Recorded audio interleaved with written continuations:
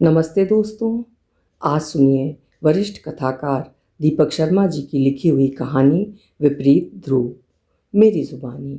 मैं हूँ सीमा सिंह। विषय नाजुक है और स्थिति जटिल। पत्नी मेरी प्रेम पात्र है और पति मुझे अपना विश्वास पात्र बनाए चले जा रहा है। तुम्हारी मैम ने आजकल घर को मुक्केबाजी का अखाड़ा बना रखा है और आपने उसे घुड़दौड़ का मैदान। नंदन वशिष्ठ की शिकायत को मैं हंसी में टाल देती हूँ। तुम्हारी मैम कनक के साथ ऐसी नृशंस हैं कि क्या बताऊं।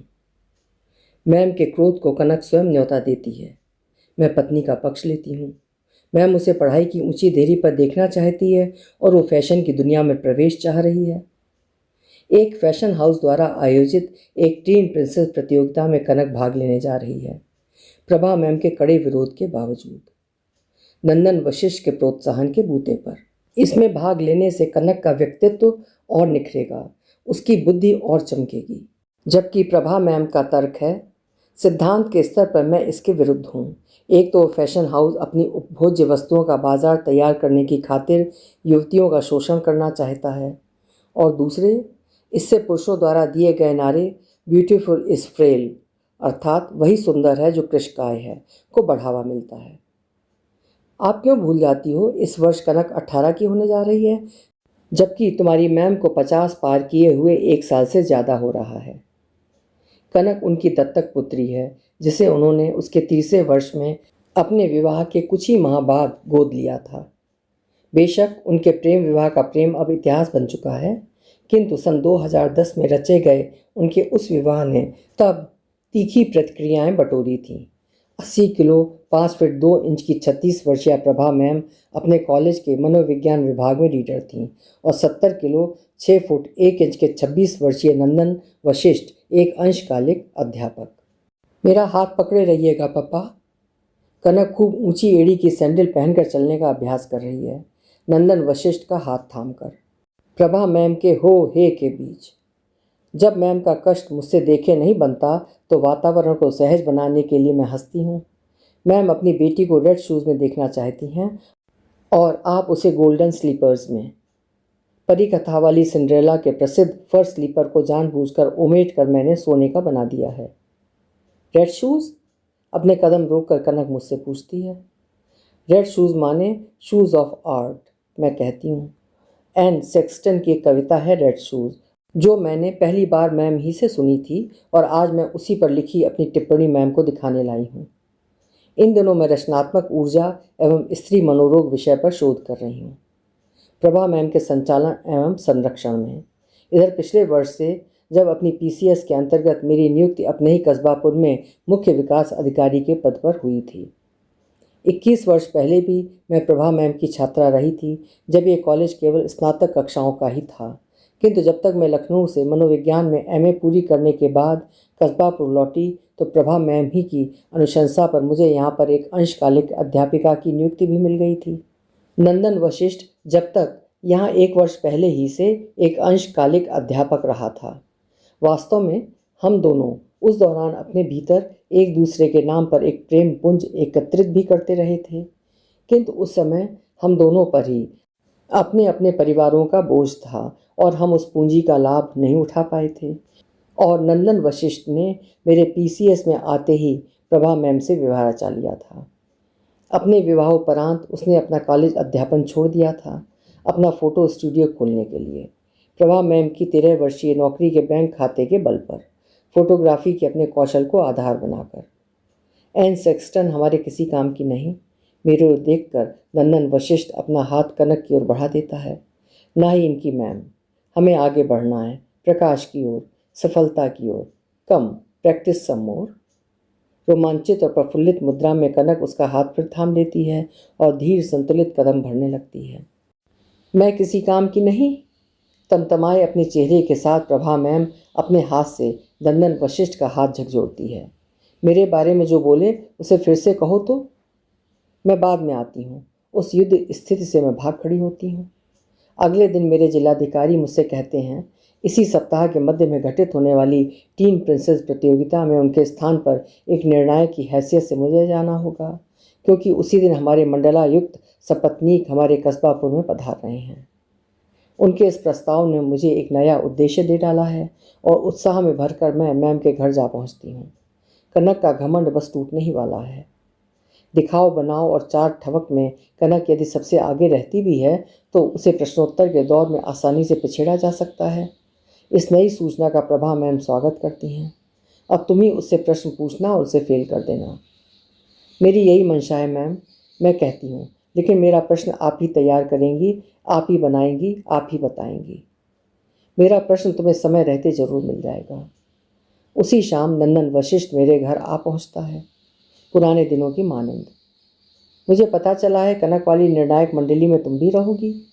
नंदन वशिष्ठ का वो फोटो स्टूडियो उसे आर्थिक लाभ पहुंचाने के साथ साथ उसे लोकप्रियता दिलाने में भी सफल सिद्ध हुआ है और अब कस्बापुर के महत्वपूर्ण समारोहों में वो विशेष रूप से आमंत्रित भी किया जाता है, उनके विवरण अपने कैमरे में दर्ज करने के लिए। टीन प्रिंसेस की इस प्रतियोगिता के आयोजन में भी उसे इसी काम के लिए रखा गया है और वो उस फैशन हाउस के सीधे संपर्क में है। हाँ, नंदन वशिष्ठ से मैं झूठ नहीं बोल पाती हूँ। मैं चाहता हूँ प्रश्नोत्तर के दौरान तुम ही कनक की प्रश्नकर्ता बनो, ताकि मेरे प्रश्न का उत्तर आप उसे तैयार करा सकें। मैं हंस पड़ती हूँ। नहीं, वो झेप जाता है, ताकि अपने प्रश्न का सही उत्तर तुम ही उसे तैयार करा सको। इतना भरोसा है मुझ पर? हाँ, बताओ तुम क्या पूछोगी? आप ही कोई प्रश्न क्यों नहीं मुझे दे देते? फिर उसका सही उत्तर भी आप ही कनक को तैयार भी करवा सकेंगे, करवा ही देंगे। मैंने बच निकलना चाहा है। यो भी प्रभा मैम का प्रश्न मेरे पास आना भी बाकी है। ठीक है, नंदन वशिष्ठ प्रसन्न है। मेरा प्रश्न तुम्हें परसों तक मिल जाएगा और तुम्हें वही पूछना भी होगा। कनक के लिए प्रतियोगिता बहुत महत्व रखती है। और कनक आपके लिए? मैं हंस पड़ती हूँ। उसकी विजय की ललक जितनी आप में है उतनी शायद उसमें भी नहीं। सच पूछो तो अब मेरे जीवन का आधार बस वही एक लड़की है। उसके विचार मात्र से मेरे कंधों पर पंख उगाते हैं और उसके स्पर्श मात्र से जीवन एक आनंदोत्सव में बदल जाता है। आपके इस पुलक, इस उन्माद के पीछे कोई काम भावना तो नहीं? स्त्री मत तो नहीं? शासकीय सेवा में बीते इन पिछले 15 वर्षों ने मुझे प्रौढ़ बना डाला है और अब किसी भी विषय वस्तु को युक्त स्पष्टता के घेरे में लाने से मैं हिचकिचाती नहीं। संभवतः। नंदन वशिष्ठ अपने कंधे उचकाता है। किंतु क्या यह नैतिक है, उचित है? प्रभा मैम की संगति में आप उसे गोद ले चुके हैं। वो आपको पिता मानती रही है, पापा कहती है आपको। वो सब दिखावा है तुम्हारी प्रभा मैम को अपनी तरफ रखे रहने के लिए। ये सब तो ठीक नहीं। आप केवल प्रभा मैम ही के प्रति अन्याय नहीं कर रहे, कनक के प्रति भी ये अन्याय है। कनक को मैं परख चुका हूँ, वो पूरी तरह मेरी तरफ है। मुझे उतना ही चाहती है जितना मैं उसे। तुम्हें अपने युग याद है? मन का लोलक विवेक और अविवेक के बीच डोलता है, सही और गलत के बीच नहीं। उसके बोल मेरे मानस पटल पर बल्लम नोक की तरह आ चुभते हैं। एक नोक पर यदि आश्रय अबोध कनक की शुचिता दांव पर है तो दूसरी नोक पर अनुभवी उपकारी प्रभा मैम की पत्नी प्रतिष्ठा। ये किसी संयोग से कम नहीं जो प्रभा मैम और नंदन वशिष्ठ ने मुझे एक ही प्रश्न दिया है और अप्रतिभ हो रही है अपनी अवस्था में दोनों को मैंने आश्वासन भी एक रूप ही दिया है। कोई नहीं जान पाएगा ये प्रश्न मैंने नहीं तैयार किया। दूसरा संयोग मुझे प्रतियोगिता के दिन देखने को मिलता है। मंडलायुक्त और जिलाधिकारी की पत्नियां भी प्रतियोगिता स्थल पर आ पहुंचती हैं और फैशन हाउस के प्रवर्तक उन्हें निर्णायक मंडली में सम्मिलित कर लेते हैं। नंदन वशिष्ठ अपनी उपाय कुशलता फिर काम में लाता है और कनक को प्रश्न पूछने का उत्तरदायित्व मुझे ही सौंपा जाता है। पति पत्नी द्वारा अलग अलग तैयार किया गया वो समरूप प्रश्न मैंने दोहरा दिया है। यदि आपको अध्ययन और फैशन में से एक चीज़ चुननी पड़े तो आप क्या चुनेंगी और क्यों? कनक का उत्तर उसकी प्रकृति के ठीक विपरीत था। फैशन की उपेक्षा करना मूर्खता अवश्य है, किंतु अध्ययन की उपेक्षा करना महामूर्खता, क्योंकि अध्ययन अपने आप में एक बहुत बड़ा प्रतिफल है। वर्जीनिया वुल्फ लिखती हैं, न्याय के दिन जब सर्वशक्तिमान ईश्वर के सामने युद्ध विजेताओं एवं महान राजनीतिज्ञों के बीच हम अध्ययनकर्ता अपनी पुस्तकों के साथ न्याय की दृष्ट धारा के अंतर्गत अपने अपने पुरस्कार पाने जाएंगे तो ईश्वर अवश्य बोल उठेंगे, इन पढ़ने वालों को देने के लिए हमारे पास कुछ भी नहीं है। ये लोग पहले से ही पुरस्कृत हैं। इन्हें अध्ययन से प्रेम रहा है।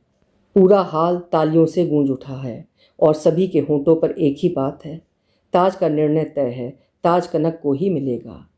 और ताज उसे मिलना भी है। वो टीन प्रिंसेस घोषित कर दी जाती है। मंडलायुक्त तथा जिलाधिकारी की पत्नियों को काटने की हिम्मत मुझ में कहाँ रही, कहाँ है। उसी रात प्रभा मैम आत्महत्या कर लेती हैं, नींद की गोलियां अधिक मात्रा में लेकर। उसके चौथे ही माह कनक का 18वां जन्मदिन आन टपकता है, जिसे नंदन वशिष्ठ धूमधाम से मनाता है, एक बड़े होटल में अपने 30 अतिथियों के बीच, जिसमें सम्मिलित होना मुझे गवारा नहीं। और फिर अगले ही दिन कनक को संग लेकर कचहरी जाता है और वे दोनों अपने विवाह की अर्जी जमा कराते हैं। तदनंतर कचहरी द्वारा उनके विवाह सूत्र में बंध जाने पर उनके विवरण हमारे स्थानीय समाचार पत्र उल्लास भरे उनके फोटो के साथ अपने मुख्य पृष्ठ पर उनका साक्षात्कार छापते हैं, उनके साझे कथन को मोटे अक्षरों में उद्धृत करते हुए।